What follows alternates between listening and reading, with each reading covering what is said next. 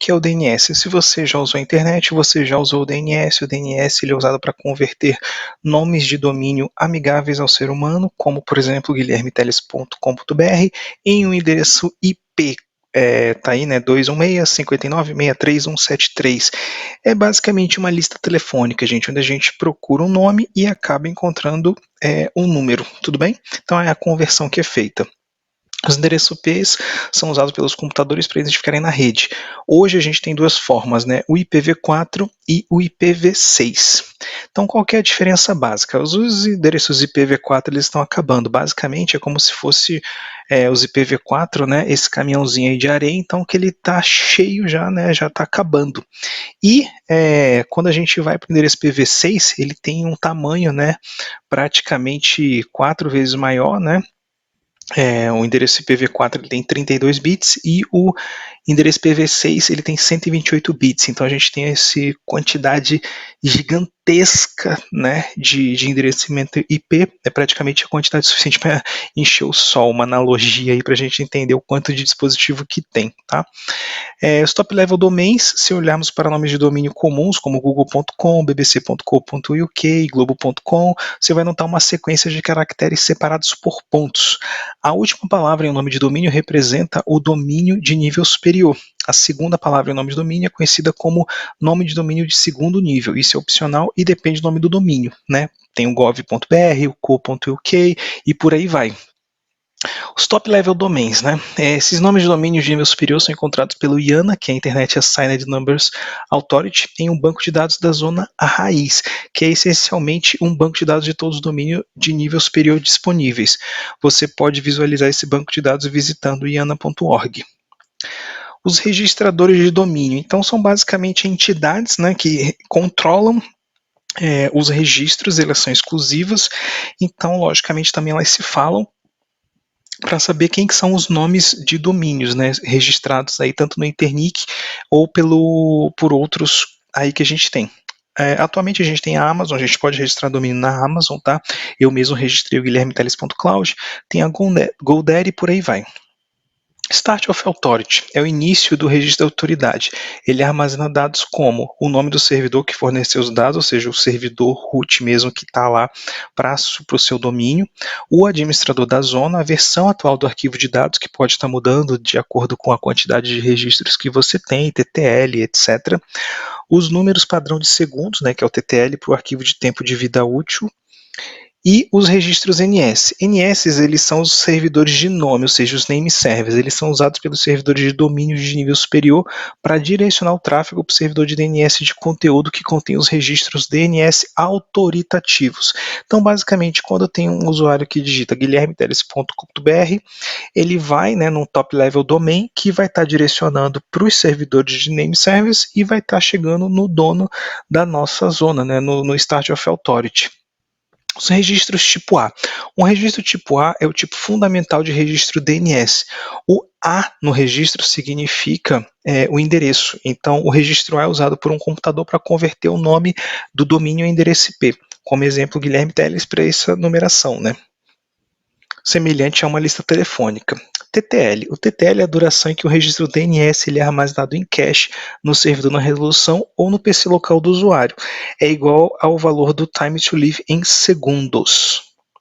Quanto menor o tempo de vida, mais rápidas são as alterações dos registros DNS para se propagar pela internet. CNAME, que são os canonical names, né, ou nome canônico, ele pode ser usado para resolver um nome de domínio para o outro. Por exemplo, você pode ter um site para celular com o nome de domínio m.guilhermeteles.com.br usado para quando os usuários navegam para o nome de domínio nos dispositivos móveis. E você também pode querer o nome mobile.guilhermeteles.com.br seja também resolvido para o mesmo endereço. Então, basicamente, o CNAME ele é usado para isso. O registro alias. Os registros alias eles são usados para mapear conjuntos de registros de recursos em sua zona hospedada para, por exemplo, Elastic Load Balancers, distribuições de CloudFront ou buckets S3 configurados como sites. Os registros de alias funcionam como se fosse um registro CNAME, pois você pode mapear um nome de DNS para um outro nome DNS alvo. A diferença-chave é que o CNAME ele não pode ser usado para os nomes de domínio simples, ou seja, o registro da zona máxima, que também é chamado de Zone Apex. Você não pode ter um CNAME apontado para, por exemplo, o root da zona, né, o guilhermeteles.com.br. Para isso tem que ser um registro A ou um registro alias. Então, as dicas dos tipos de nomes. Os Elastic Load Balancers, eles não têm endereçamentos IPs V4 pré-definidos. Você pode acessar eles usando apenas o nome DNS. A gente tem que entender basicamente a diferença de um registro alias para o registro do CNAME. E de acordo com a escolha, sempre escolha um registro de alias ao invés do CNAME, até por causa do Zone Apex, que você não vai conseguir utilizar o CNAME.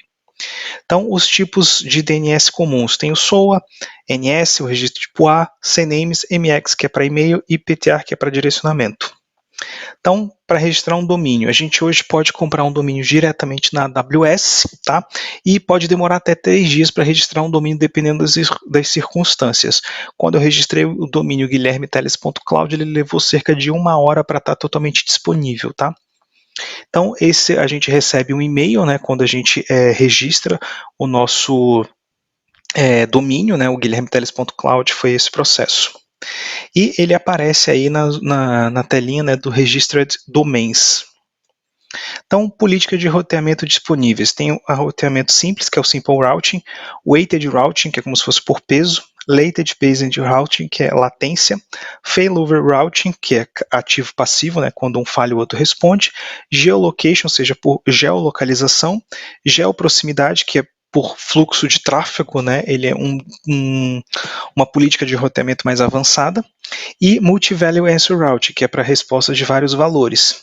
Então, a política de roteamento simples. Se a gente escolhe a política de roteamento simples, a gente pode ter apenas um registro com vários endereços IP. Se você especificar vários valores para um registro, o Route 53 retornará todos os valores ao usuário em ordem aleatória.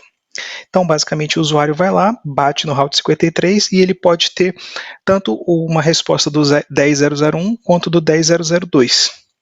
Roteamento por peso, weighted. O usuário vai e baseado num peso que a gente coloca, né, no weighted, a gente pode colocar, olha, 90% do tráfego manda tudo para São Paulo e 10% a gente manda para Sydney. Então, basicamente, é assim que funciona a política de roteamento por peso.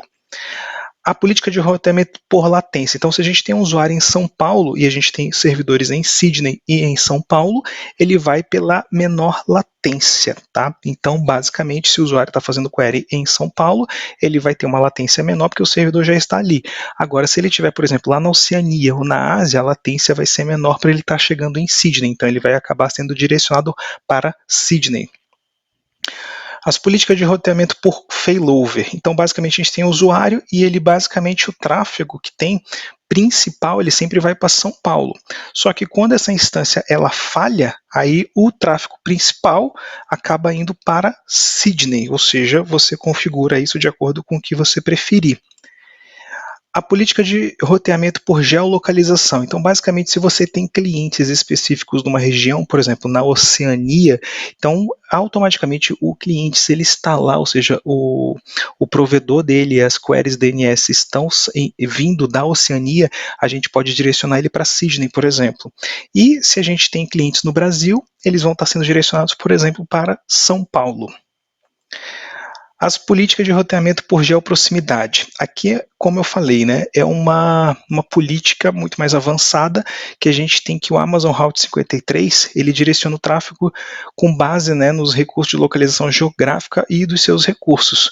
Opcionalmente também você pode optar por rotear mais ou menos tráfego baseado no BIAS, ou seja, você expande ou diminui a área de abrangência daquela região para estar indo para um servidor ou uma região. Ou seja, você pode fazer diversos tipos de políticas de roteamento de acordo por onde você esteja, ou seja, é um roteamento muito mais complexo.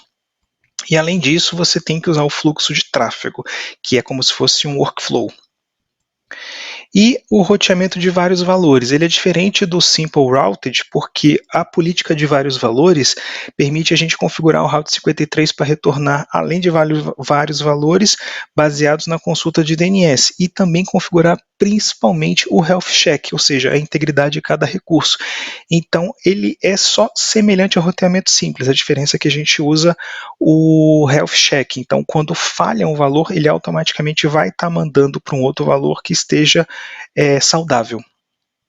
Então, é isso, né, dessa aula de DNS e roteamento.